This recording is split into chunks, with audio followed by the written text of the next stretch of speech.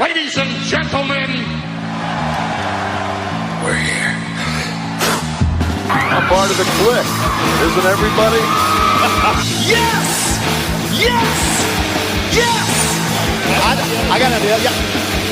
Beat up John Cena!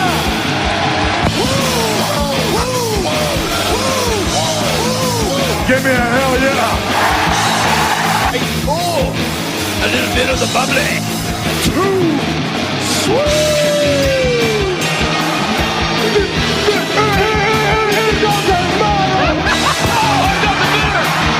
This is where the power lies! I am the man. Beat me if you can! Come on! It's showtime, folks! The following episode is scheduled for one fall, and it is for your listening pleasure. This is In The Kliq. What's up, everybody? Baby Huey here, and sitting right next to me is my brother Tommy. How's it going? I am doing good. How you doing? And joining us virtually once again is our good brother from Pro Wrestling 101 on Instagram. It's Richard. How's it going? I'm good as well. How are you, Daniel? I'm doing awesome now after seeing you wearing that sweet Earthquake t-shirt. Oh, yeah. Where'd you get that? WWE Legends. Oh, yeah, I saw that they launched that recently. So they have WWEshop.com, now WWE Legends, like merch. Another one. Yeah. I got a few things. I got some statues behind me. Yeah. Andre and yeah. And I showed Richard my Hulk Hogan t-shirts. Okay, yeah. No, I got Tommy. He made me watch him change into those t-shirts. I'm just going to put that out there. Oh, a little too risky. He what? Did what? He made me watch him change into the shirt. Oh, sorry, I didn't hear. Oh my god! What? That's what friends are for. FaceTime. How's it look on me, man? Yeah. No, but that Earthquake shirt, I love it. It's so cool. Oh wait, what's this other one you have here? We should do video of that. Ooh, Bam wow, Bigelow. Bam Bam Bigelow. That's on WWE's website. Yeah. Yeah. Dude, that is awesome. Yeah. Oh my god! No, but it's funny because we were joking off the air. That photo of Earthquake. I think he was in his late 20s when that photo was probably taken that they used for the image, and he looked like he was 45. I mean, that was the thing. Oh, it's this. Oh, whoa! Is that Ric Flair? It is. Wow! Yeah. Wow! Oh, that's awesome! I gotta check out that part of the website. Yeah. Damn, they got some good stuff, man. And here's the thing: I'm gonna wait, This is good radio for people, right? Well, yeah, exactly. Let's go to our first caller. Send your Tommy from now. Alameda. You're on the air. Yeah. Long time listener, first time caller. Oh, there you go. There he goes. For the first time, long time. So, no, but I was going to say, Earthquake, Earthquake is just a perfect example of someone back in the day who looked much older than what they really were. And Yeah. if he was wrestling today, I mean, like AJ Styles, I think is around the same age, or no. He's around the same age when he died. Yeah. That's what I'm saying. So it's just crazy. Anyway, it goes back to like what the Undertaker comment, a couple months ago. It's like, yeah, back then the guys in the 80s looked like they were twice their age than what they were. So guys today who look pretty, they just take better care of their bodies now. But anyway, that's a whole other discussion we got into. But no, thanks again, everyone, for tuning in to this episode of In The Kliq. So much to get into. So as always, subscribe to us on your favorite podcast platform, inthekliq@gmail.com. Follow us on Facebook, Twitter, Instagram as well, and YouTube. And so much to talk about this week. We got a little bit of clickbait news. We're going to talk some NXT and some SmackDown. So first things first, let's talk about some clickbait news. Unfortunately, it's some sad news to report. So it was, I believe, Wednesday evening. That's when the news was coming out. It was announced, unfortunately, the passing of Jim Crockett Jr. Passed away at the age of, I believe it was 76. Yes. So I'm looking here at WWE.com's website. So it says here, WWE is saddened to learn that Jim Crockett Jr. passed away at the age of 76. An influential promoter who helped champion the careers of WWE Hall of Famers such as Ric Flair, Ricky Steamboat, the Road Warriors, Crockett Jr., Stewart, the family's Crockett Promotions from 1977 to 1989. As part of the promotion's affiliation, Crockett Jr. was later named president of the National Wrestling Alliance in 1980. During his tenure, Crockett Jr. helped expand the promotion's footprint and held the inaugural Jim Crockett Sr. Memorial Cup at the Louisiana Superdome in New Orleans. Under Crockett Jr.'s leadership, the NWA would eventually be sold and renamed as World Championship Wrestling. WWE extends its condolences to Crockett Jr.'s family and friends. So when I saw the news come out, immediately everyone started posting their condolences and just how sad they are to hear the news.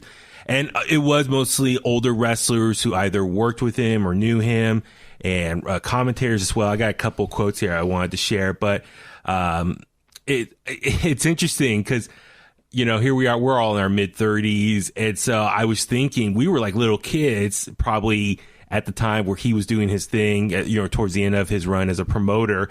So we were talking off the air. Man, imagine if you're under the age of 30, hypothetically, you probably have no idea who Jim Crockett Jr. is, just because in your lifetime, it's been Vince McMahon, maybe Ted Turner. But yeah, in your lifetime, Vince McMahon's been the main guy for so long, for so many decades. Yeah. So Richard, your thoughts on hearing the news about it? I think everyone thinks Vince, our age, I think they think Vince McMahon, Paul Heyman, and Eric Bischoff. Yeah. Because that's what we grew up on. And, it's unfortunate. I definitely 100% feel, and I think maybe it didn't happen before this because of how NWA wound up selling to WCW. I think that it would be nice to induct the Crockett family into the WWE Hall of Fame. And, they still have David and David's sister, Jim Crockett Sr.'s daughter. I don't remember her name. I think it's Doris or something. But okay. I think they just definitely deserve a place in the WWE Hall of Fame, especially being the last major territory before selling out. So Ted Turner, yeah. It's Tom and I were talking beforehand. We were watching a video. If you're trying to want to learn more info about Jim Crockett Jr. and his dad and what they did with Jim Crockett Promotions, highly recommend. Great video on YouTube under the YouTube channel Dave Knows Wrestling. He talks about the rise and fall of Jim Crockett Promotions. So if you want to watch that and just get some good info about the history of them and what they did for wrestling. If you're also wondering why there's little information on the actual Jim Crockett promotion name, you can also look under Mid-Atlantic Championship Wrestling. Yes. Which has got one of the coolest title belts you'll ever see. Yeah. So, Tommy, I know you posted something was on Twitter the other day about it. Yeah, I just said, his consolidation of the Southeastern promotions territories back then, for the NWA, and I felt the launch of Starrcade was, to me, the biggest watershed moments in the history of professional wrestling.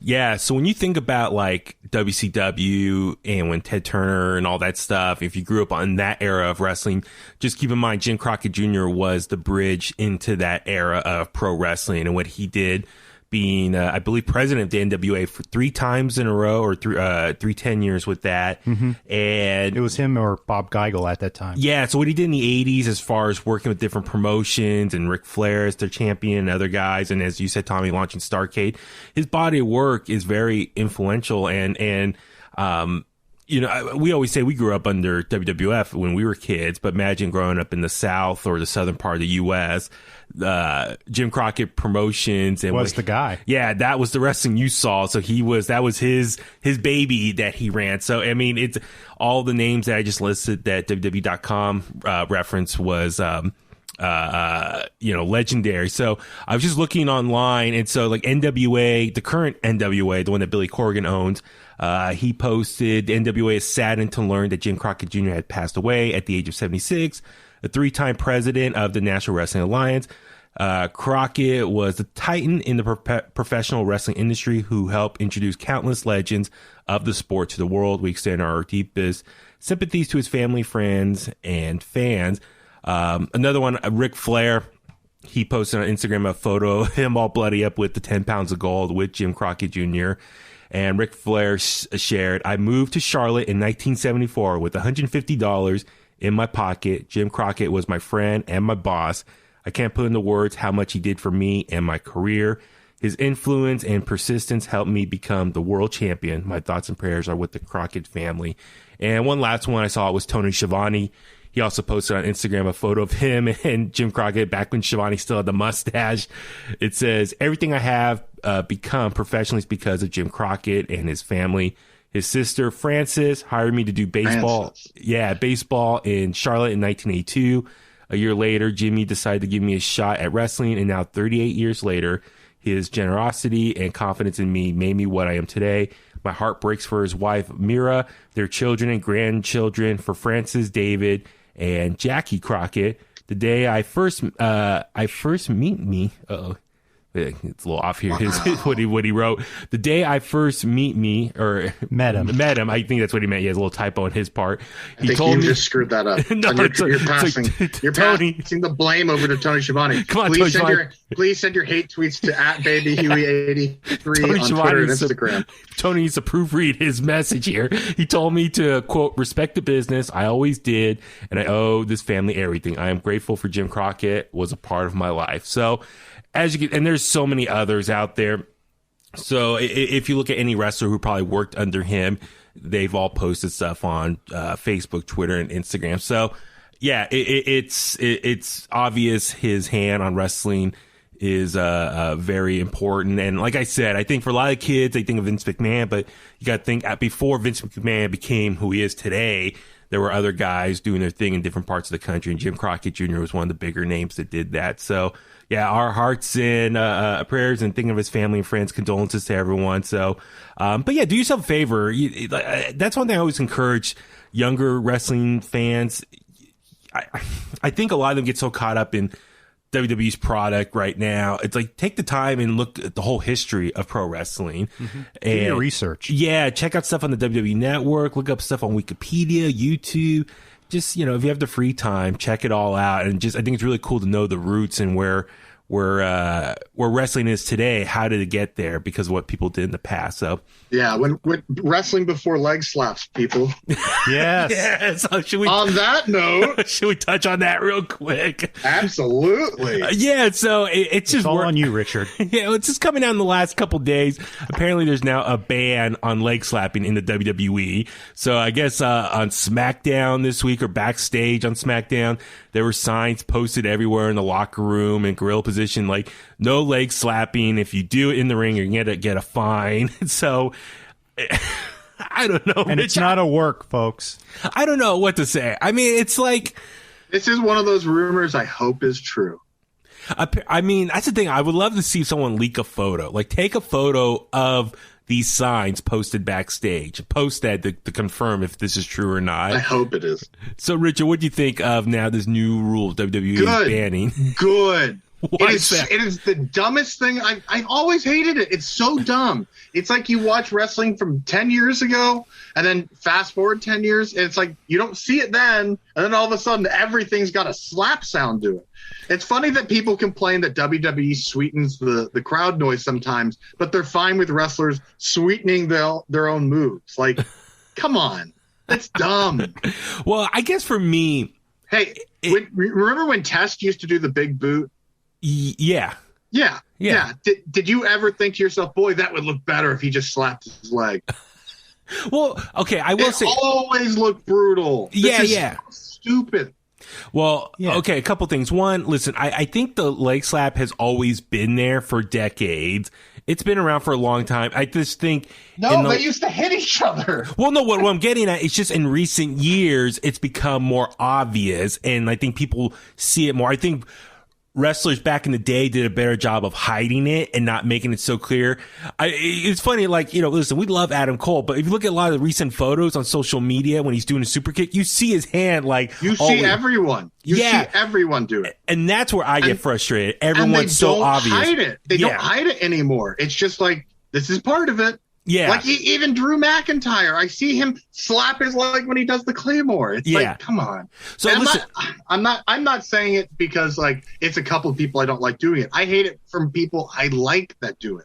Yeah. Well, I guess for me, what I'm getting is like, it's always been there, but it just shows that back in the day, people did a better job of hiding it. I get it. Its purpose. It's to add sound effect. It's to add to that more explosive, bang they're to looking a move. they're looking for the pop. But is it really if we all know what's going on? Well, and that's the thing. It's so obvious wrestlers today when they wind up. And I think just too many people do super kicks in general. Gargano did it while he tried to do a chop on someone. He would slap his hand. Yeah, no, Gargano, Tommy showed us a video last night of him slapping someone in the chest, but when he slapped to someone like with his left hand, he used his right hand to slap his leg. So it's like he's doing two slaps, one on the guy and one on himself. I know, that was the worst. So anyway, it's just, listen, I get it. It's always been there. I don't think it's always been there. What was it, Tommy? Was it Chris Adams? Chris Adams really, popularized the super kick. The super kick, but I think you hardly could see him doing it, if I remember correctly. Yeah. I mean, we grew up in the 90s. We saw Shawn Michaels. His finisher was the super kick, but I hardly saw his hand. Like, he did such a great job of hiding his hand. That's where I guess I never noticed it. But it's like... That's where Goldberg went wrong. Oh, yeah. For those of you who know. Yes. So, but he should have slapped his leg. Maybe he wouldn't have kicked Brett so hard. Exactly. But no, I'm just saying, it's just in recent years, people make it so obvious doing it. It loses some of its prestige. And like you said, super kicks, everyone does super kicks now. It's such a transitional move now, when back in the day it was more of a finisher. It's so overused now. And it should be a finisher still. Yeah. Well, and that's the thing. I mean, like, in recent years, when the Usos, they do the super kick a lot, the Young Bucks, who else does a lot of super kicks in their matches? But you see them all slapping, but Adam Cole as well. Aleister Black. Yeah. It's, I guess for me, if you're going to do a leg slap, try to hide it better. I mean, that's the thing. But now, obviously, WWE, you can't do it now. Yeah. So that's... Listen, like I said, I know it's been there for decades. Different people have done it, but it just shows. It looks devastating already, though. That's my point. Like, there isn't a need to go that extra step. The extra step is for stupid Mark AEW fans that go, oh! Well, I wonder. Indie fans. It's indie fans. Yeah, I wonder, where did this come from? This, where it's become so obvious. Now, listen, because of that reaction. They want to get that the indie reaction of the thing. And it's like, because when you go back and watch Shawn Michaels, do you hear a collective from the audience? No. You hear 1, 2, 3. Exactly. Yeah. Well, it's dumb. Well, I mean, back in the day, now looking back, I mean, now that I'm older, I know what to look for in the ring. I will admit, I think a lot of people watch long enough, they kind of learn the tricks, the ins and outs of how a match is conducted. But like, there's always, these wrestlers have various things they do to add sound effects, either stomping in the ground when they throw a punch, when Austin used to kick someone who was laying in the corner, he would stomp him in the chest, but also stomp his other foot to add sound effects. So I get all these uses of your other body parts to add the sound effects to really sell the move. But yeah, it's just, they do a good job of like blending it in. Yeah. And so you couldn't really tell, or you were so focused on the move being executed. Now, like I said, when I see Adam Cole do a super kick, I watch his other hand, and you see him he almost raises above his shoulders and slaps himself. There's a perfect example, though. Adam Cole's most famous super kick is probably that one against Ricochet, right? Where Ricochet's doing the moonsault towards him, and he kicks him upside down. Yeah, the takeover. Like, if you have that with the sound off, it's still impressive. Yeah, absolutely. You don't need that sound. Well, I wonder what's going to happen now. Are these wrestlers going to have to do more of a strong style, or like no? The wrestlers are going to have to. The wrestlers are going to have to do what they did when they were training to become wrestlers, and that's wrestle and not worry about stuff like that. Yes, that stuff is stupid. Yeah, it's going to be interesting how okay. How they're going to adjust to this. Another one is like Braun Strowman. Okay, Braun Strowman throws a punch, but you can see the other hand. He makes the noise. You can see him go like this. And it's terrible. The next time you watch Braun Strowman and he throws a punch, watch what he's doing with his left hand. Oh, my God. He throws his punch with his right hand, but you can see him hit his left hand to make that sound. Yes. You want some stuff? You just reminded me. So a few years ago, Tommy and I were in New Orleans. We did Radio Row for WrestleMania. Braun Strowman was there doing interviews, and he was walking by us. I don't know if you remember this, Tommy, because I was just watching him walk by. Someone else was coming towards him. I forgot who it was. And he threw a work punch at them. And it was done in a playful way. Let me give that disclaimer. It was playful, but he was throwing like his hand, but I watched his other hand. His other hand slapped himself on the ass. So I was like, is he doing a work punch here in front of everyone? Like I said, it was a playful way. Like it was someone he knew and they were just joking around. But I was watching him like he was, so he would throw a punch and then the other hand was slapping his ass. So it was like, on that note, the podcast you did with Phil and John LaRocca, you guys questioned why it took so long for them to make Braun Strowman the champion. And there's your answer. Bingo. He's just not that good of a worker. I didn't say it. I didn't say it. I'm did. guessing. Tommy, you heard him, right? Yeah. So thank you, Tommy. You have a Jim Ross autograph coming your way. Wonderful. So anyway, I got a box of them. We should do a giveaway. Fell off a truck. No, but anyway, I saw him do it. I was like right there. I was like, oh my God. Yeah, I must just have not been paying attention. Yeah. But I was like, I watched it and I was like, is that how you throw a work punch? Like, I was just kind of like, oh my God. So that's where I kind of noticed him slapping himself to sell a punch. I was like, oh, but the fact he did it in front of all these press people, I was just kind of like taken back. I was like, oh, okay. So anyway, and ever since then, I'll kind of watch how he throws a punch, and sometimes he'll do that. So anyway, it was just funny to see how he does. Oh, look at it. He got the actual autograph. Oh, there it is. Yeah. We should do a giveaway on social media. They're all signed. Oh, my Wow. They have the year on them too? No. Okay, good. So anyway, eBay. I'm going to wait for him to die. So, but I'm just curious where this came from. I mean, one rumor is like Vince saw someone do it on SmackDown recently and just says like, cut it out, stop it. Oh wow, look at that one! All these Jim Ross photos. So anyway, I wonder how long this is gonna last for. Sometimes these things come and then maybe after a couple months people forget and they kind of loosen up a little bit. So I don't care. I want it to go away forever. This is the current trend right now, or the current thing that the current superstars have to deal with. So yeah, it's now the most current thing that wrestling fans are going to complain about, that they're holding them back. And it's like, no, you fans are holding them back by being whiny like they are. Yeah. So anyway, it'll be interesting to see how people adjust in the ring. Honest, real talk here. Okay. Like the fact that fans get this way drives me nuts. Like this is not the way wrestling was. Like, here's the thing. If this was 1999 and this was ECW, that audience would chant things at the wrestlers when they made mistakes, like, you fucked up. You fucked up. Like, that is not like, now it's like, oh my God, that was so embarrassing for him. I hope he's okay. I'm going to tweet my support to him.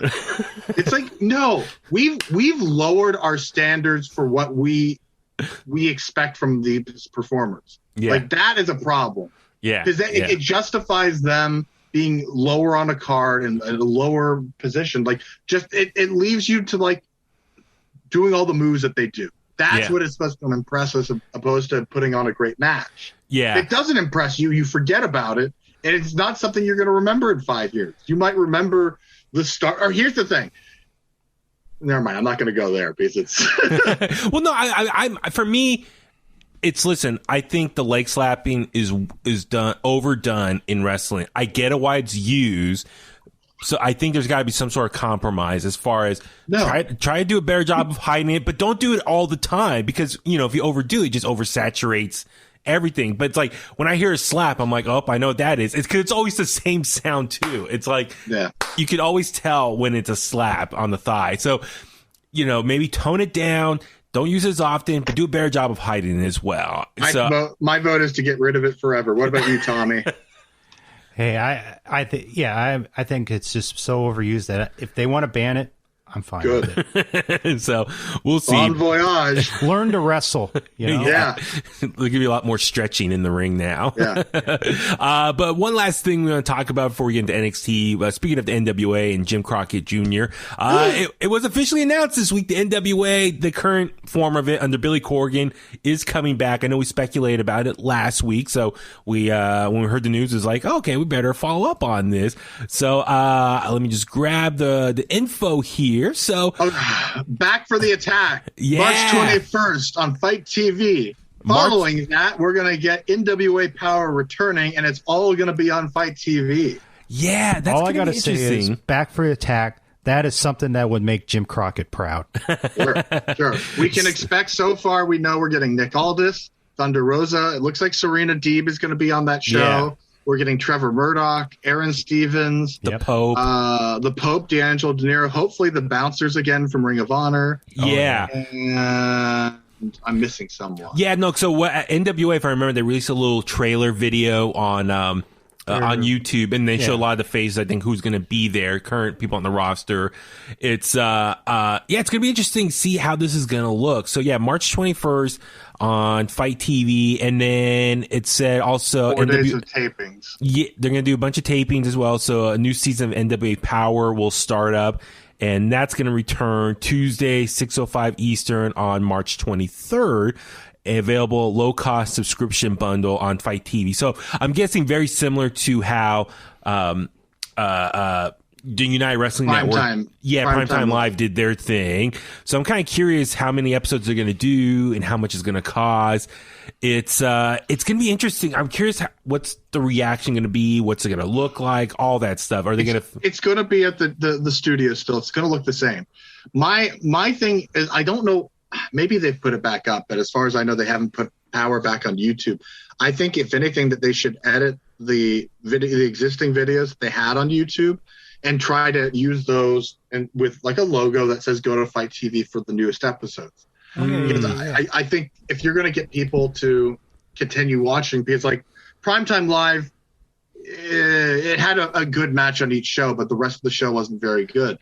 Where NWA Power, I'm fine with paying that. So okay, I think it's $20, but you get 4 episodes. Yeah. So I for me, let me see. And plus, they're bringing back the Dawkins theme, Into the Fire. Yeah, and Nick Aldis said that in an interview as well. Yeah, which is good. I mean, we love Pantera, but when I was used as like the second theme song for Power, I was like, oh, I kind of like the other one. Just that. It's more nostalgic. Yeah, and it just fits the vibe, the 80s vibe. Yeah. Let's see. I'm just trying to look at what else is here. So yeah, Nick Aldis is coming back. Oh yeah, okay. So Nick Aldis, Thunder Rosa, Aaron Stevens, Trevor Murdoch, Elijah Burke, Tim Storm, Camille are scheduled to appear. Oh, Camille, that's who I forgot. Yeah. And so, I'm curious. A couple things. Yeah, are they going to still film at the same studios in Atlanta? Yes. Nick was on Busted Open this week and clarified all that. They're also looking at doing, since they're allowing smaller crowds now, bring back the Crockett Cup, especially since Jim Crockett Jr. just passed away. So we most likely will be getting a Crockett Cup coming up very soon. And he did promise that we're going to get a lot of new stars. Awesome. Some of them will surprise us. He also put it out there that he would like to see Joe Henning, formerly Curtis Axel, show a different side of himself there. That'd be great. I would love that. I would love that. That's the thing is, so do you know, I don't know if Nick Aldis said in that interview, so if they're going to do it in Atlanta at that same studio, they'll have crowds there, but probably spaced out, I'm guessing. I think Atlanta's actually kind of, aren't they lifting their... Oh, really? I mean, no, it's not like Texas. Not like Texas, but not like Texas. But I think we'll see masked people. Okay, yeah, cool. Be interesting, see the presentation of it.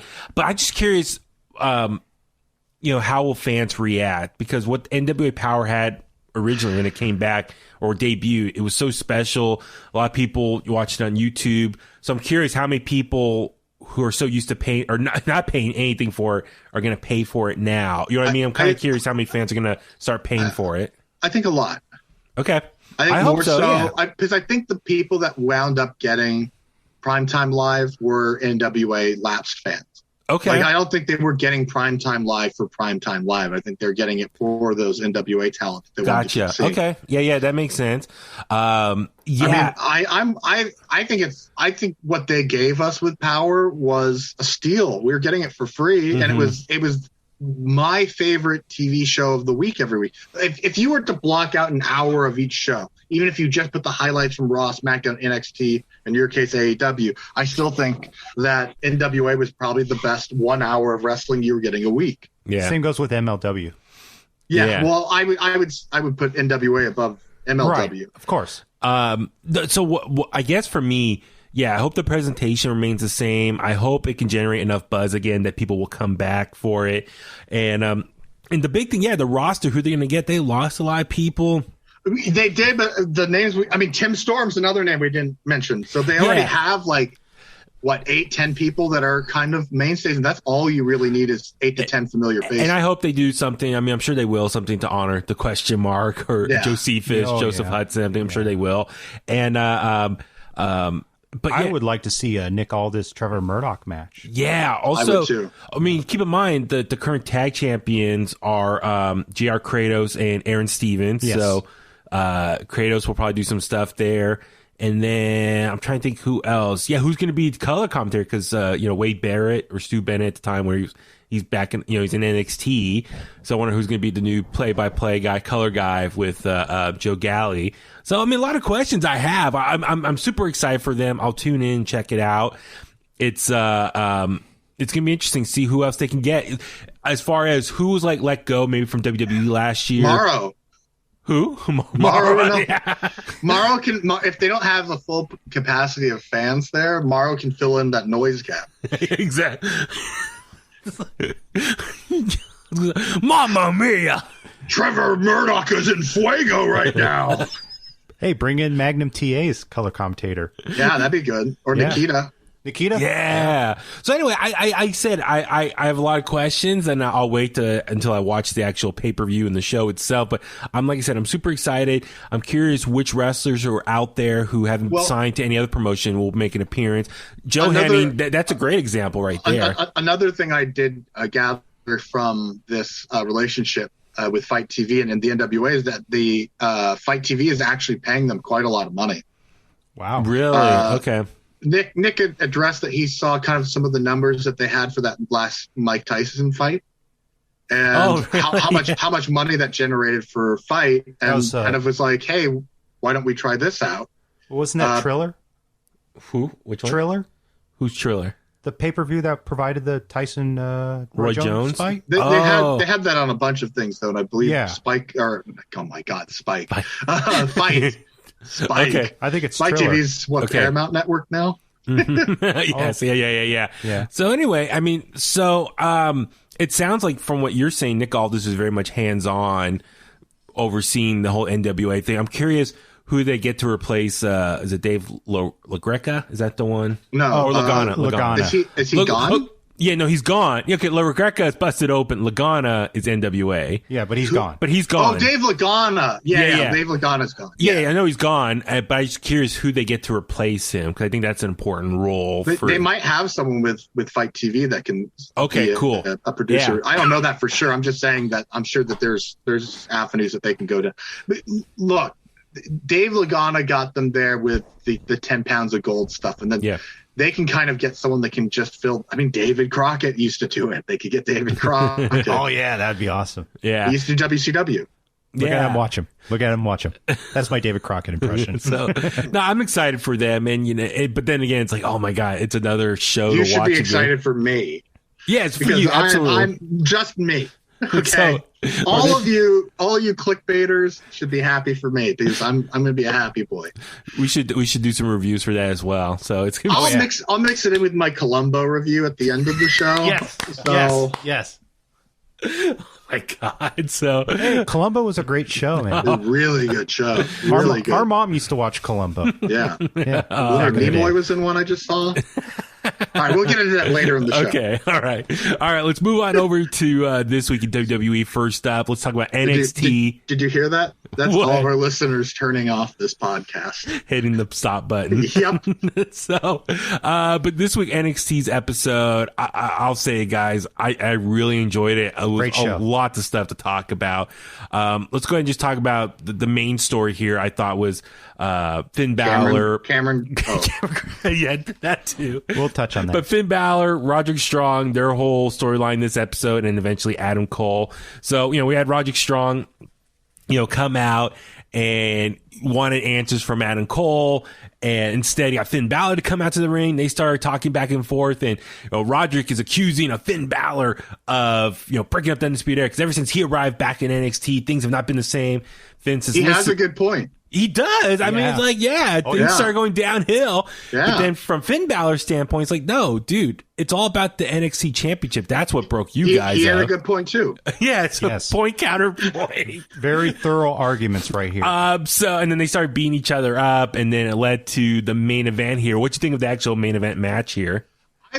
I like this main event more than I liked both of the Kyle O'Reilly Finn Balor matches. Interesting. Just stylistically, I thought that it felt more like it felt more like I'm trying to think like Eddie Guerrero and Dean Malenko. Oh, really? Okay. I mean, I forgot how smooth Roderick Strong is, and he definitely has a Dean Malenko vibe. I listen. I know Roger Strong. He doesn't have the best, maybe like mic skills.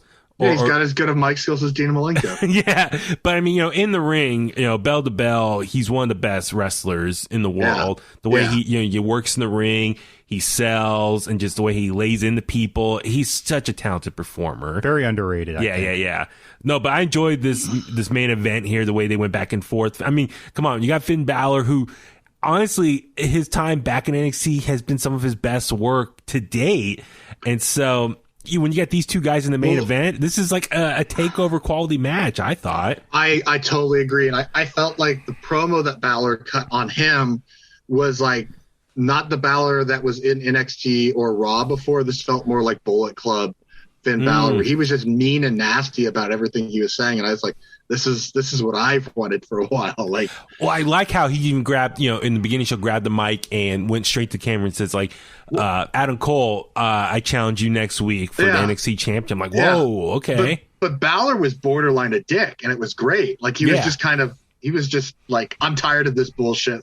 Let's just put it all out there. Yeah. And so with Roderick Strong, he comes out, he's holding the Undisputed Era dog collar necklace, and then he throws it, I think that was symbolically him, like he's done with Undisputed Era. Yeah. And then so before the match, he comes out with new ring gear and a new theme song, entrance song.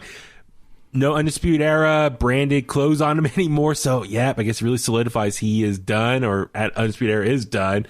I still want to know, where's Bobby Fish? Where's Bobby Fish in all this? He's been very quiet. He's waiting for the next War Games to come back. Yeah.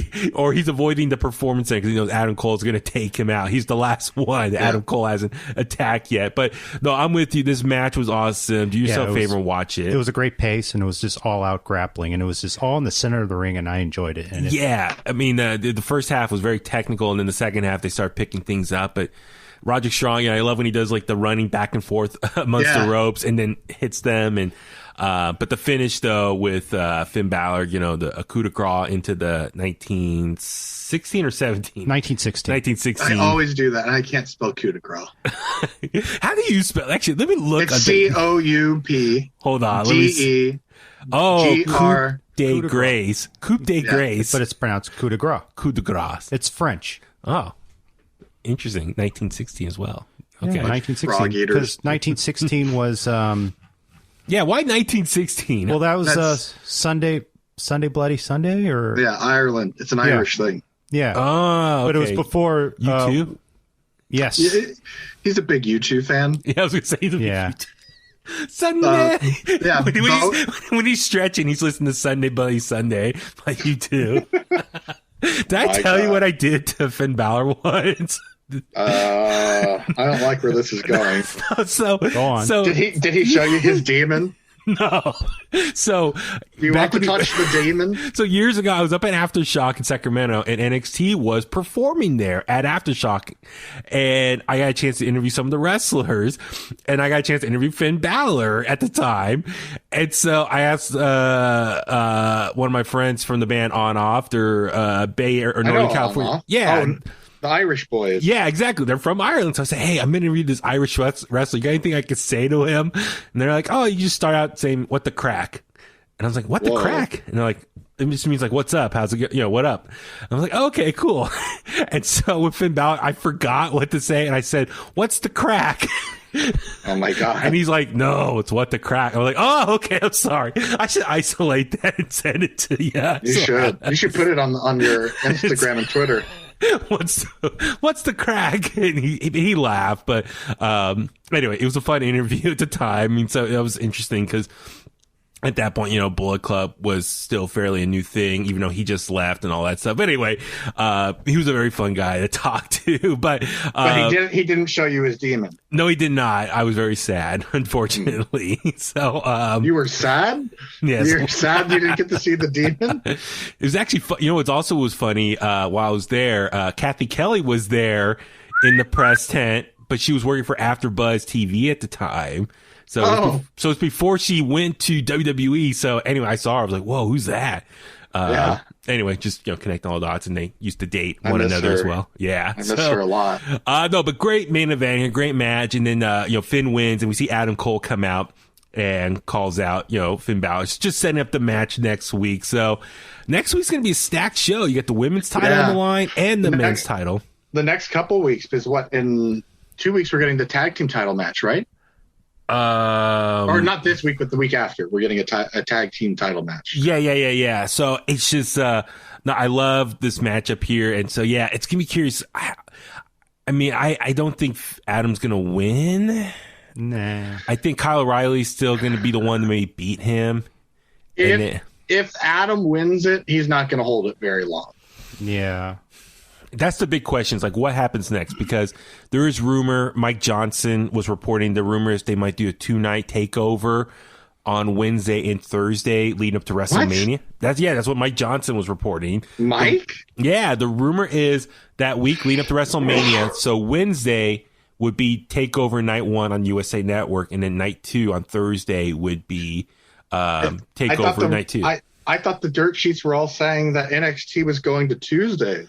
So then the following week, that would be the first Tuesday episode of NXT as well. So, dude, that week of WrestleMania week's going to be stacked. Hypothetically speaking, Monday Raw, Wednesday NXT, Thursday NXT, Friday SmackDown, Saturday, Sunday, night 1 and 2 of WrestleMania, Monday Night Raw the following week, then NXT on Tuesday. I mean, that's just WWE programming alone. So, yeah. A lot to watch. A lot of stuff to keep track of. So, but yeah, we're Finn and Adam. What happens with them? That's gonna be interesting because Kyle O'Reilly's still gonna make a return at some point, and I think the grudge match is more between Kyle and Adam. And I have a feeling Kyle's probably gonna win that, and then Adam, hypothetically, he could go to Raw or SmackDown. There was also an interesting tweet from Pat McAfee yesterday or today, I don't remember, but of him packing his wrestling gear in a bag. So, he could just be trolling us because he seems like that kind of a gentleman. But he is, it could also mean that he's coming to come screw him. That too. That'd be great. I told you so. That'd be awesome. Yeah. One other thing I want to touch on was the whole Timothy Thatcher saga that seems to be going on. No. Let's not move on yet. I got a question for you because here's the thing. Yeah. Adam Cole is he's clearly going to the main roster soon because he's made everyone an enemy. Totally. He is like exactly what Pat McAfee said. Adam Cole has become the scumbag that Pat McAfee has talked about. Yeah, absolutely. Yeah. Like you're 100% right where we haven't seen what's happened with him and Bobby Fish yet, but it's like if Adam doesn't find one friend left, he might be dead soon. Adam Cole better be careful, man. He has so many enemies now, but it's gonna be interesting. But watch out, Britt Baker. That's the one. She's gonna get super kicked soon. They can hear the big thigh slap. Now you won't hear anything. Well, speaking of, neither will she. Lights out. So, speaking of factions in NXT, Imperium making their presence felt on this week's episode. So the big thing was we saw Oney Lorcan and Danny Burch defend their titles. Or excuse me, it was a non-title match though, taking on Ciampa and Thatcher. As Ciampa's coming to the ring, we see Thatcher off to the side talking to Tommy. Which one was it? Marcel Barthel. From Imperium, and then he turns and walks to the ring with him. Great match, I thought here. And then ultimately we saw who was it? Wait, who won? Oh yeah, Thatcher. Wait, Thatcher and Ciampa lost. Yeah. Oh, that's right. Yeah, that's right. Because Birch Imperium, they distracted them. That's right. I'm sorry. So Imperium were standing at the top of the ramp Yes. and distracted Thatcher, and then Lorcan and Birch got the victory. Yeah, they pulled their finisher. Which, real quick, why is Ciampa growing out his hair? It looks so goofy. Like he's just letting it grow. I don't know. I don't like it myself either. But I'm also to a point with Ciampa where I'm worried every time I see him in the ring that he's going to break his neck again. He's going to be done. Well, I will admit, this match, he had like a whole new fire in him. His intensity, he was like so energetic when he made the hot tag. Like, this is one of his better matches in recent memory. I thought just his energy was great. But still, I'm just always worried because it's like, now that I know how, like, he knows that he's only probably got 5 years left to wrestle. It's just kind of like he's on a thin line here. Yeah, absolutely. So Thatcher, he said, was distracted by Imperium, the three of them standing on top of the ramp. And then later on, after the match, we saw him in the locker room, and Thatcher says, like, they're trying to bring up my past, but that's just it's in the past, and they're trying to, like, keep sticking in my face, and Ciampa's like, that's it, it's in the past, let's move on. And so what do you think is maybe going on here with Thatcher? Do you think Thatcher's going to join Imperium? Maybe the U.S. leader, like, because Walter's overseas? Do you think ultimately that's it? Yeah. I think building up to it. It's all mind games. Well, that's the thing. Just in case for anyone listening who doesn't know, Imperium is the evolution of Ringkampf, which was Walter's old faction on the indie scene, or what WXW in Germany. Yeah, which was Walter, Thatcher, and what's his name again? I keep forgetting. Fabian Eichner? Marcel Barthel. Marcel Barthel, yes. So it's the three of them, and then I don't know the full history of Ringkampf. I wasn't watching that, but I just know obviously Thatcher went his own separate way. Walter went to NXT UK, and Thatcher was the former champion in WXW as well. Oh, really? Yeah. So, and then Walter bring back some of his guys and started Imperium in NXT UK. So he didn't use the Ringkampf name; they instead used Imperium. So, yeah, I want to know what's this going to lead into. I'm excited. I think a lot of the hardcore fans, especially the UK fans, are probably excited to see Thatcher and the Imperium guys potentially maybe working together at some point. It's going to be interesting to see what happens here. And then is Thatcher going to turn on Ciampa at some point as well? I don't know. Would you like to see Imperium become like a 5-man group like Thatcher? Yeah. I'm tired of the 3 and 4 person groups. Like when there's, it always feels like there's room for another person. For some of them, like what was that League of Nations? Yeah. League of Nations did, like, it didn't feel like they had a real star in that group. There were 4 guys kind of on the same level. Yeah. Undisputed Era, there's 4 guys. You know who the leader is. Good. Imperium, Walter's the man. So I think you can kind of have as many guys as you want, as long as it doesn't turn into the NWO, where it's 20 or 30 guys. Well, I just wonder, is Imperium kind of done with NXT UK? I mean, I know Walter is still the champ, but everyone else is back in America. So I would I mean, Ringkampf was coming to America as well. I think it's more they can kind of go and do what they want. Yeah, I mean, so they can kind of invade both shows. That'd be kind of cool. Yeah. So, yeah, we'll wait and see. But this is very intriguing. I think a lot of people were just excited to see these two sides acknowledge each other on this episode. One other thing I want to touch on, we got a couple things left. So, the way going to a therapy session, I mean, it was broken up into 3 segments, and this is very similar to like what we saw at the Christmas special that they did. This was my favorite thing Johnny Wrestling has ever done. Why is that? More so than his takeover matches. I just thought it was funny as hell. Like, I was entertained by it, and him just being obnoxious and the Uber Eats stuff, and like I love he had this title on the whole time around his waist. Yeah, but like Indy Hartwell really showed some character. Candace just being the supportive wife. Everything about this was great. Yeah. Well, I was just gonna say Indy, making the subtle mentions. The one-liners were great. Like that she wants to do dirty things with Dexter Lumis, and Dexter Lumis is a dirty man. I wouldn't mind doing some dirty things with him. And she's writing on the notepad like Mrs. Indie Wrestling Loomis. Yes. But then, when Johnny got kicked out by the therapist, Candace was reading his text. Yeah. And you could tell it was in his words. That's what made it funny. He's like, crazy pill. He keeps saying, am I even eating crazy pills? Or Well, even the end of it with Austin Theory, when the therapist says, "I actually spoke with Dexter, and he had this to say about you. And he doesn't like you cutting the sleeves off of all the shirts, and that your eating habits are disgusting. I actually couldn't get him to stop talking about you." And he's like, "What? He never talks." And it was funny. Like those 3 days he was gone, he was like just eating cereal all day. So and watching cartoons. Austin Theory, his character work under the Way umbrella, it's really good. He's playing like that, like dumbfounded jock, which is entertaining. He fits it so well. This, I get the feeling, has Steve Carino's fingerprints on it. Interesting. Okay. This late ECW stuff with Steve Carino and Jack Victory were like this, where it was just kind of like, Steve being whiny like that. And then Jack being like, "No, Steve, you can't do that. Like there's going to be consequences to that." It was great. It was really funny. And so ultimately we find out Johnny paid off the therapist to say all those things. Which is a great payoff. Oh my God, it was worth every dollar here. And then he takes out another one because he has to go to the arcade. So it was great. And so obviously Austin is left thinking that Dexter Lumis hates him and all that stuff. So they're not going to Chuck E. Cheese. So we'll see how this plays out. But no, it was a lot of fun. And then one last thing I guess we could talk about was Cameron Grimes, LA Knight, Bronson Reed, that whole thing, how it played out. So LA Knight comes out, makes his first appearance in the ring. He's been doing these promos leading up to it. I mean, his logo on the jumbo screen, look, the old SmackDown logo, the blue and white. I thought it was kind of funny.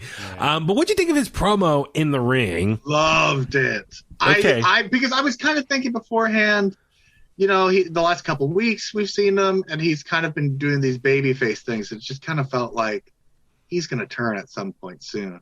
I wasn't expecting it to be his first night like that. That was really good. Yeah. I got to say, I do like the name now. I was kind of on the fence about it. Okay. And then I kind of justified it as like, I've liked people with worse names. Like, what's D'Lo Brown? Like, that's not his real name. The Down Low. Yeah. Well, that was a tag team, but so I'm just kind of, you know, there's definitely been worse names than LA Knight, and he can pull it off because of his charisma. Like he can pull off anything with that, you know. And the 3 syllables, LA Knight, like Eli Drake, so he can still do his thing in the yeah. Let me tell you, that's the only thing that changed is the name. Yeah, everything else. Like, same guy, same personality. He's great. The facts of that's a fact of life. So, and who's to say that he doesn't go to the main roster and Vince wants to call him LA or Eli Drake the LA Knight? You know, or keep trying to think. Eli Knight. Yeah. Well, no, that hold on. I'm just trying to think of a combo. If it was WCW, Vince Russo would say, "The LA Eli Drake Knight, bro." Book it. He used to do that with it's Big Papa Scott Steiner, bro. So it's Scott Big Steiner. I mean, the promo itself, I enjoy it. As far as he said, you know, I think he's acknowledging he's an older wrestler coming to NXT for the first time. I guess he had a chance before. He's not like he's like Tom Brady. There's photos of him coming out as one of like Sasha Banks's entourage back in the day. Yeah. But I thought it felt like a pro coming in, and I felt like it was somewhat of what the Undertaker was saying, and the same thing he said in the first episode of NWA Power, where it's like, I look around the landscape and I see a bunch of children, and I'm a man. Like I'm not here to show off fancy moves. I'm here to make money, which is the truth about all of it. Yeah, which is interesting because I the way he was talking. See, you and I, Tommy, a lot of people, we know who he is from his time in Impact and NWA. Yeah, but you know, the way he was cutting it, though, I was kind of worried maybe people don't know. He was talking as if we knew of his history and what he's accomplished outside of NXT. But I think a lot of people, I'm curious if a lot of people knew that. I mean, you and I, we all know his history already. So that's why I think I wonder if the promo, hopefully it had enough weight to it that people would know what he's talking about, because he was really selling himself, what he did outside of NXT. But yeah, I like how he says he's going to kick ass. He's not going to do all this flippy stuff. So it's leg slaps. Yeah, so especially in the NXT wrestling style, how he's gonna mesh in there with everyone. So, I enjoyed it for what it was, and then.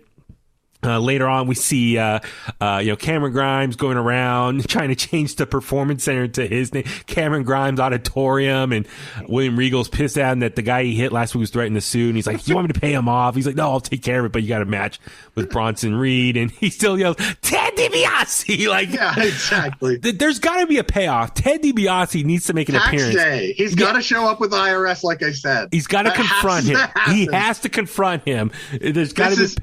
What for me, like the word fake in wrestling is a dirty word. The second worst word is should. And I feel like this is one instance where they should do this, because it would be so good for IRS to show up and take all that money. Yes, I would love it. It's because I don't think this is going to be a long-term gimmick for him. I think we talked about this last week. I wonder if he'll get like his own belt, like Ted DiBiase had his own $1 million championship belt. Like he should create something. I want all of his money gone by tax day. So he has at this point 5 weeks to enjoy it. So and that's fine. It doesn't. The gimmick won't overstay its welcome. That's fine. And that way, get back to himself. And then the fallout of being broke again. I love that he's coming out to that rap song now too. Yeah, the one with the stacking money to the moon. So that it's great. And then him and Bronson Reed have a match, and it was a good solid match. Yeah, it was a good match. But ultimately, LA Knight comes in, throws Cameron Grimes' hat back in the ring, and then the ref went to grab it, and then he used that opportunity, LA Knight, I should say, to distract and pull Bronson Reed down the rope, and and then cost him the match, and Cameron Grimes was able to capitalize, pick up the victory. So it looks like that's an obvious way of getting LA Knight's first feud going against Bronson Reed. So that's going to be interesting, because Bronson Reed, I feel like since his return, he's been kind of going up, his picking up stock the wins. Yeah, so now when you got LA Knight, who's the new big free agent signing, you want him to start off with the victory. So I kind of worry he's going to beat Bronson Reed, and then Bronson Reed's going to lose that momentum he's been building. You get what I'm saying? No. I see what you're saying. I just don't agree with it. So, I mean, so it's going to be how they're going to book that. It's one loss. Who needs to win more?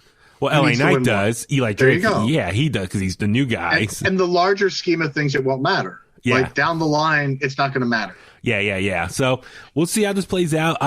One last thing. We got to talk about the big controversy, the women's tag match that happened. We got to talk about that real quick. I mean, like I said, so much happened on NXT this week. So, Nia Jax, Shayna Baszler defended the WWE's women's tag championships against Raquel Gonzalez and Dakota Kai. So it was heel versus heel here. Interesting dynamic, but out of the two, heel versus tweeners, I'd say, because right now Gonzalez and Dakota are really over. Yeah, and plus they're the hometown favorites, so they had the NXT crowd behind them, basically in their backyard. Yeah.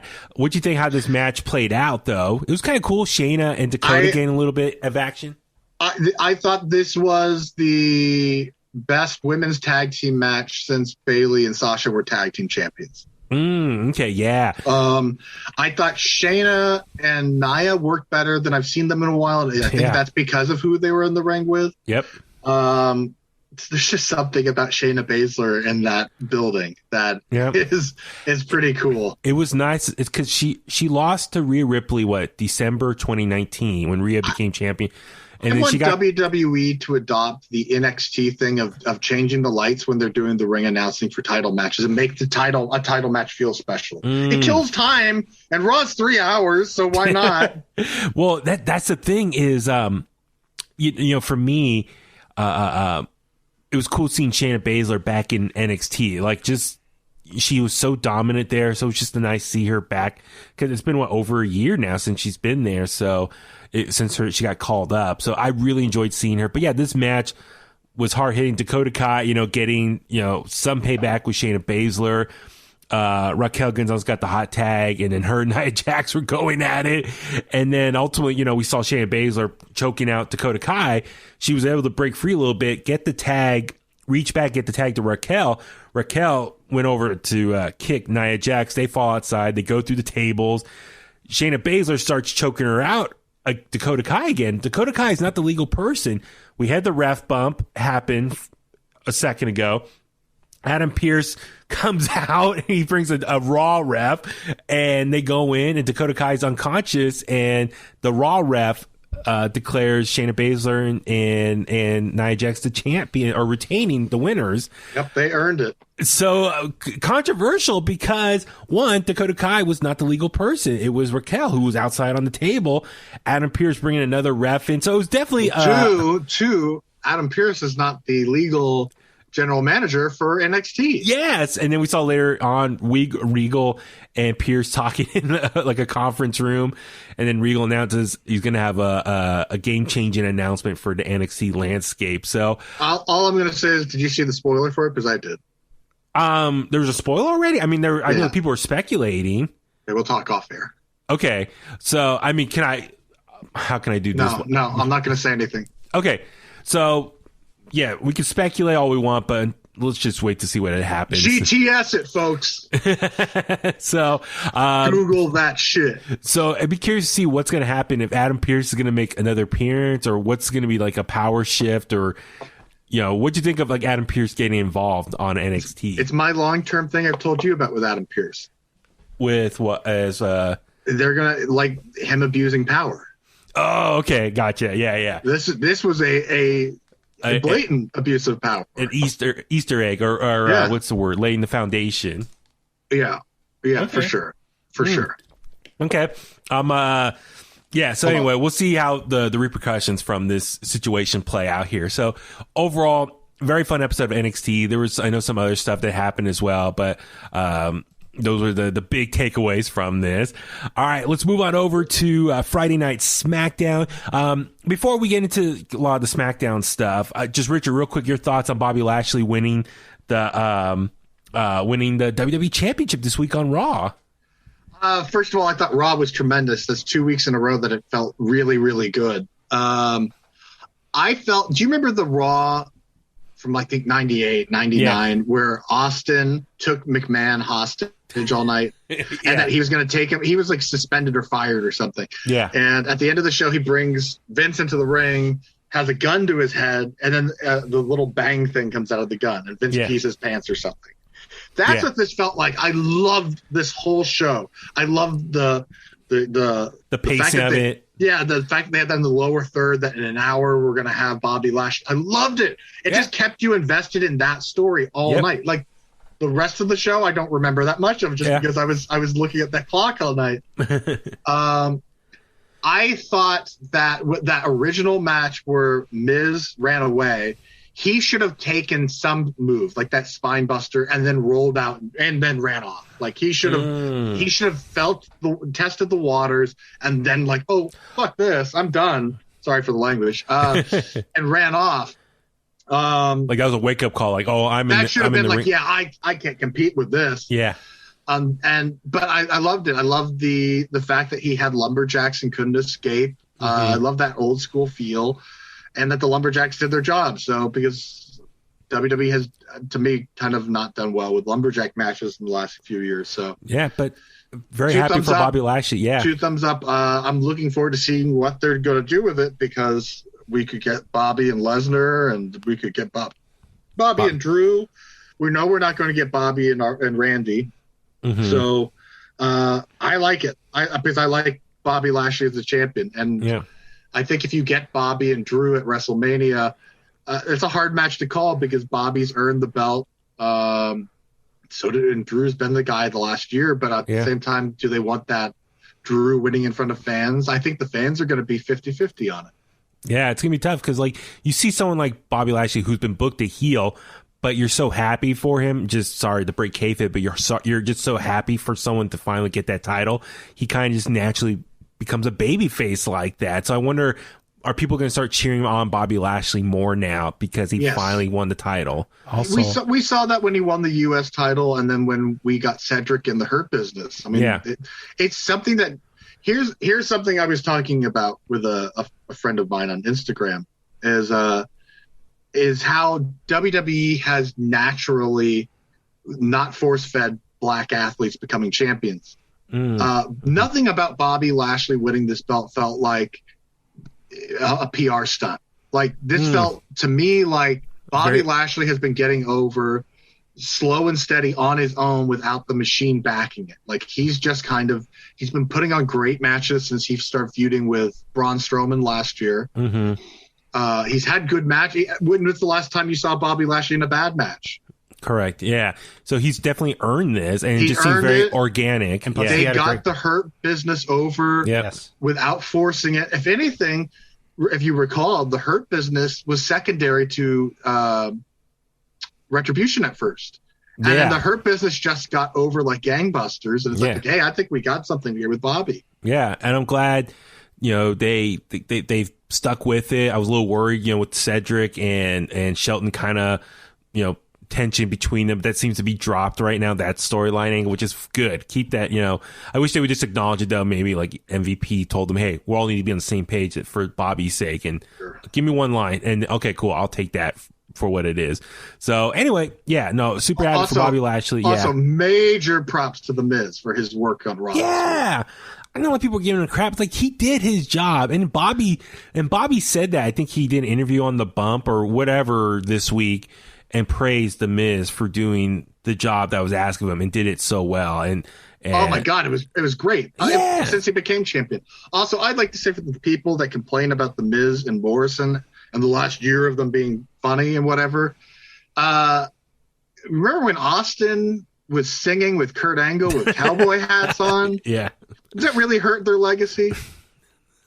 No. I mean, that's point in case. Stop complaining, people. You're whiny. And then get the bang gun. Sorry. Can all right. I also state something? I think a worthy challenger for Bobby Lashley, if he's still WWE champion, would possibly be Bray Wyatt. Maybe. I think they're going to do Bray and Randy at Mania. Yeah, Mania. But maybe after down the road. Yeah, after Mania. Oh yeah, I'd like to see that. Yeah, that'd be cool. Two big I'm hosses. just speculating, Yeah. So, well, speaking of championships, and specifically on SmackDown, over there is the Universal title, and I mean the first 20, 30 minutes of SmackDown this week was highlight packages, and Daniel Bryan in the ring, Roman Reigns in the ring. It was just a lot of promo talk. So Daniel Bryan comes out and just more or less says, he did bad on an ambitious test, but he wanted to remind everyone he just loves pro wrestling. Roman Reigns comes out and says he loves wrestling too, but his definition of love is you do it because you need to do, or now I'm doesn't matter. But you get what I'm saying? Like he's so talented, he could do other things, but the fact that he chooses WWE, it shows he really loves it. But it's him way being a cocky ego heel that WWE needs him. He doesn't need the WWE versus Daniel Bryan, who needs WWE. I can't wait for Jimmy to come back because I thought this was a really well done. I was getting this is a little popcorn for me with Daniel. Yeah. And as soon as Roman finished his line and Jay grabbed the microphone and just got all street on Daniel, was just like, God, this just feels great. Yeah. My only complaint with it, and this is a general thing with wrestling, I'm so sick and tired of them being face to face and nothing happening. Daniel's outnumbered and no one jumps him. Well, remember, was it Jay tried to go around and then Daniel just threw him out the ring? That was it. But it still, I like the days of the guy in the ring cutting the promo and then someone's on the ramp. Yeah. That just feels... Bret Hart, the Hart Foundation, and DX, those are great. Yeah. So, no, but what I did enjoy about the promo was Daniel Bryan. It was very solid. Very solid. It was very interesting from both sides of them. What's the definition of love and love for pro wrestling? Daniel Bryan, he has his viewpoint and Roman Reigns has his viewpoint. And both, I kind of understand both sides. So it was very subjective, but I really like both viewpoints from a heel standpoint and the babyface standpoint. So that's what I really enjoyed. And I'm like, man, I'm really getting amped up for this match between the two of them. Even though it's not WrestleMania, it feels like a great WrestleMania build right now. So, the main event, we saw, the cage match between Daniel Bryan and, Jey Uso. great main event, steel cage match. You know, it did its job for its purpose on TV. So, I don't know. Did you have any takeaways from the main event? I liked it. I thought it was a good cage match. I mean, yeah, come on, they're both. I thought the cage was a little stiffer than I remember the last cage match. There's the first time Jay threw Daniel into the cage looked stiff. Like it didn't. There wasn't a lot of bounce or give to the cage. I laugh. Was it Corey Graves in the beginning? Was in the ring trying to explain the rules. It's like we know the rules already, so it was just kind of goofy. Live TV. I think they were trying to kill some time because it wasn't ready. Yeah, exactly. But no, when you got two pros in there like that, they're going to deliver an awesome match there. And Daniel Bryan wins. We'll face Roman Reigns for the Universal Championship at Fastlane. So I don't know, man. Let me ask you this: do you think this could turn into a triple threat for Mania? Yeah, I'm leaning that way because at the same time, if it doesn't? Like we can kind of see we're getting close to Cesaro and Rollins at Mania. Yep. I don't know. Like there's a lot of guys I don't know are going to have matches at WrestleMania this year.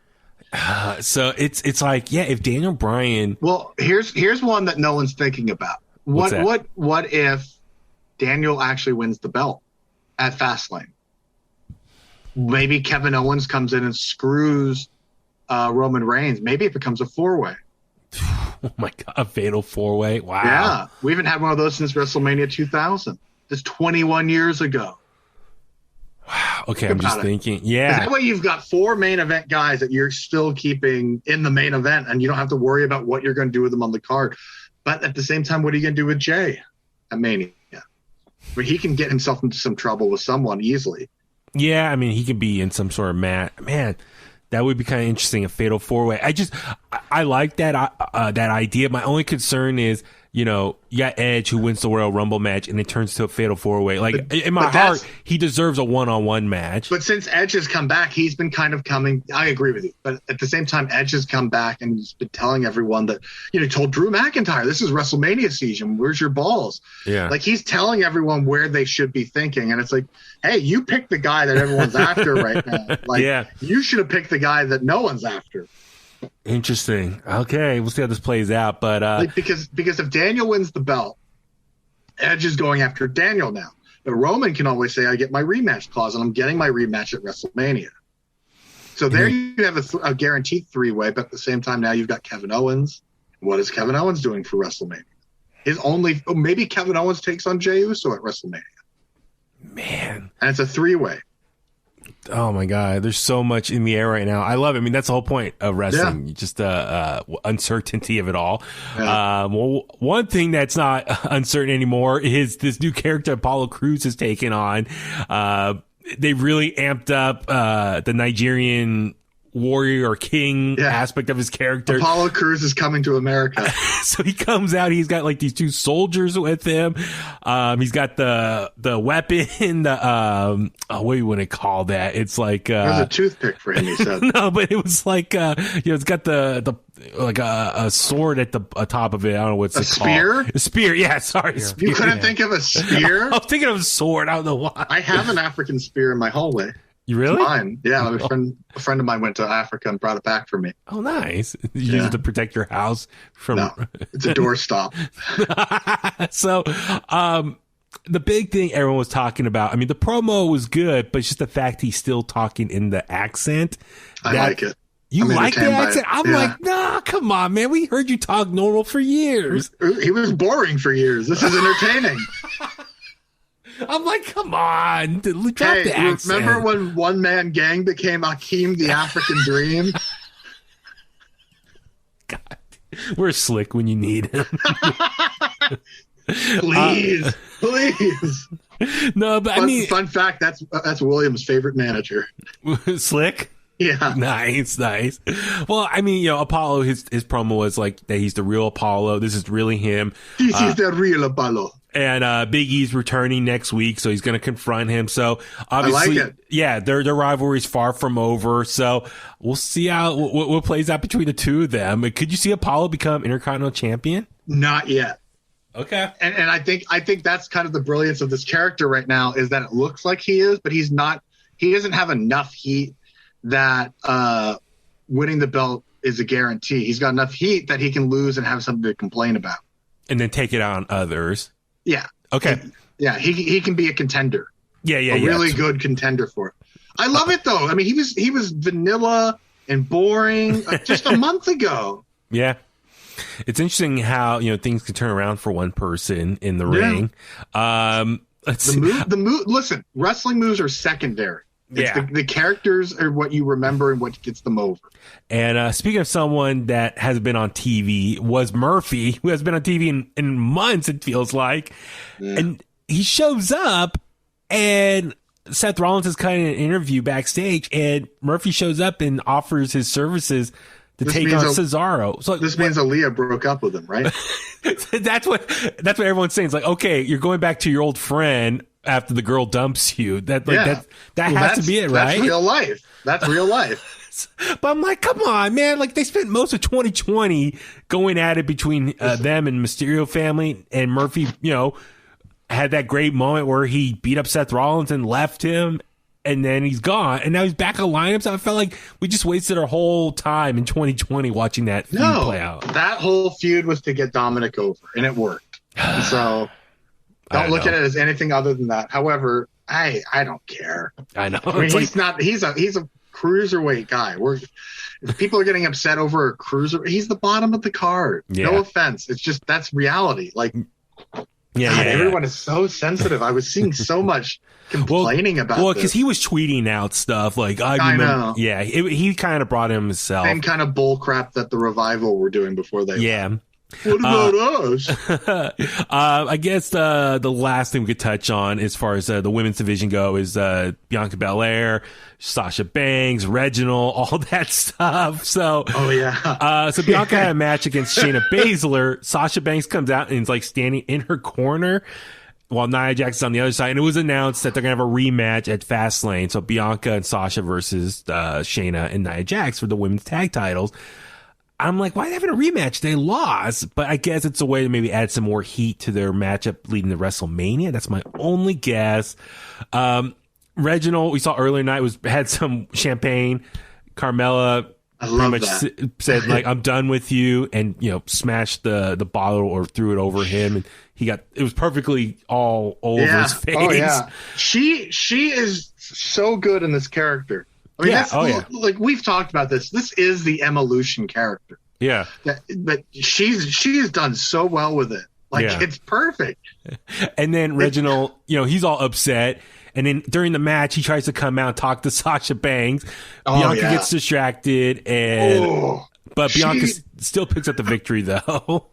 So Sasha slapped him so hard. Oh my God. So it was great. That's the sound these wrestlers wish they could make with those leg slaps. That was woo. So, and then later on, he tries to go to her locker room and try to go in, and she's like, no, slams the door. So I just feel bad for Reginald, man. He's just trying to get the girl, but the girl keeps turning him down. Sorry, Byron. That's your Byron Saxton moment of the week for Danny. I feel bad for him. Reginald, come on, man. I want the guy to get the girl at the end. Like a good old 80s teenage movie. Oh my God, I hate you. Oh my God. Even though he's so persistent with her. It's like, get a clue, man. So no comment. Anyway, So, I mean, like I said, I think overall it was just a basic filler episode of SmackDown. Nothing too drastic happened outside of the main event stuff. But, we got Fastlane coming up in the near future. So, it's I'm gonna get a Reginald shirt. I'm team Reginald. Oh my God, no! Oh man. Well, on that note, let's start wrapping things up. Richard, where can all the Kliqsters find you online? You can find me at Pro Wrestling 101 on Instagram, and you can send your positive feedback to me on Twitter at In The Kliq. But please, I beg you to check out Bounty Hunter Brothers on Instagram and Facebook. They do our opening music. Tommy, what's your plug? Tommy, where can Kliqsters find you online? Well, if you want to talk pro wrestling, boxing, or San Francisco Giants baseball, you know where to find me on Twitter. It's Iron Fist 1982. Same goes for Instagram. I'm Baby And I'm Huey. Baby Huey, and you can send your hate mail to me at BabyHuey83 on Instagram, Twitter, and Facebook. Facebook is at Baby Huey Official, Twitter and Instagram at Baby Huey83. God damn it.